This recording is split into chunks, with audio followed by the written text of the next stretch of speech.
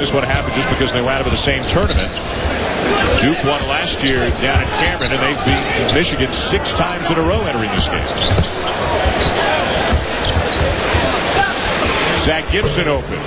Michigan now just 3 for 14 from three-point range. Well, I think about Michigan and their great teams. 20 years ago when they won that championship, you think about Ramil Robinson, Glenn Rice, Terry Mills and company. You talk about talent. And then a few years later, of course, the Fab Five in 92. Their first championship game was against Duke. Lost in 92 to Carolina, beat them in 93. There's one they really needed from Manny Harris. Well, they need a real spurt, knocking down threes. Staying in the 1-3-1.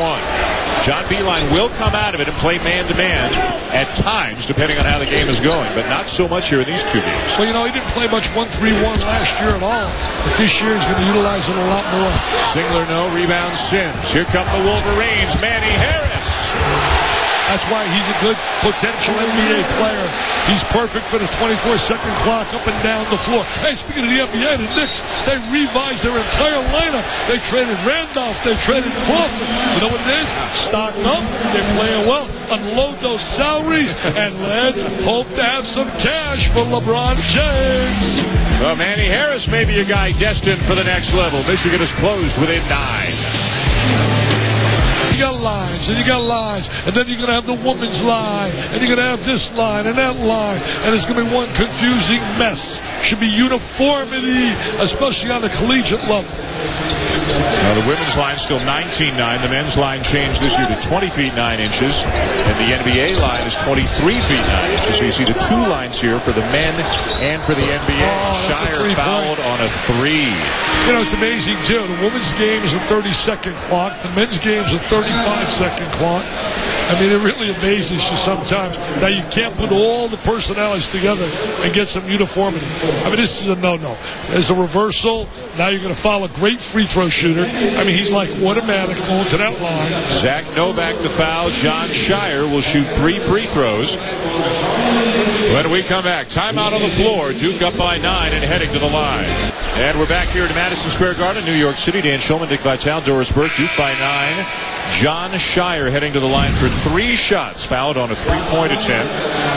Shire, a terrific shooter. As you mentioned, Dick, 89% from the free throw line last year. Well, right now, put him in your book. Come on, let's not waste time. We should take guys like this, save time, so we can jump on a plane and get out of town, put the 3 in the book, and let's play basketball.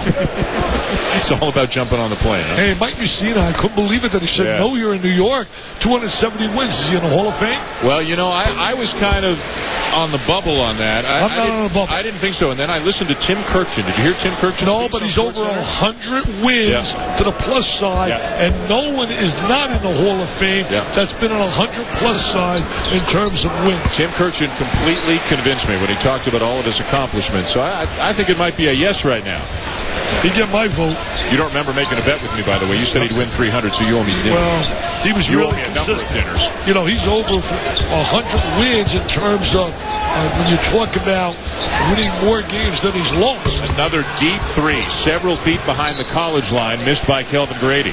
Talking about wins, right now, Mike Krzyzewski at 807 is starting to close the gap. He's less than 100 away from our buddy and our colleague, Robert Montgomery Knight at 902, Dean Smith 879, Rupp 876, and Jim Phelan, who's getting inducted into the College Hall of Fame, former St. Mary's coach at 830. Shire in some traffic.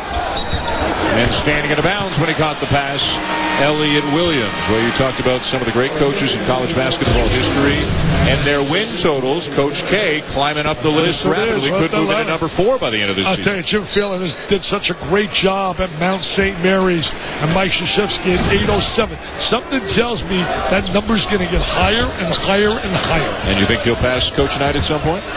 Needs 4 more years. This plus 3 more.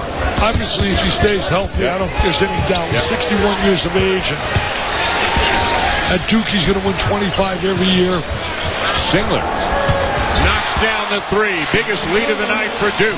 You know, everybody here wants to show they can shoot the NBA 3. I think they really are infatuated to show their range as a shooter rather than take the better shot.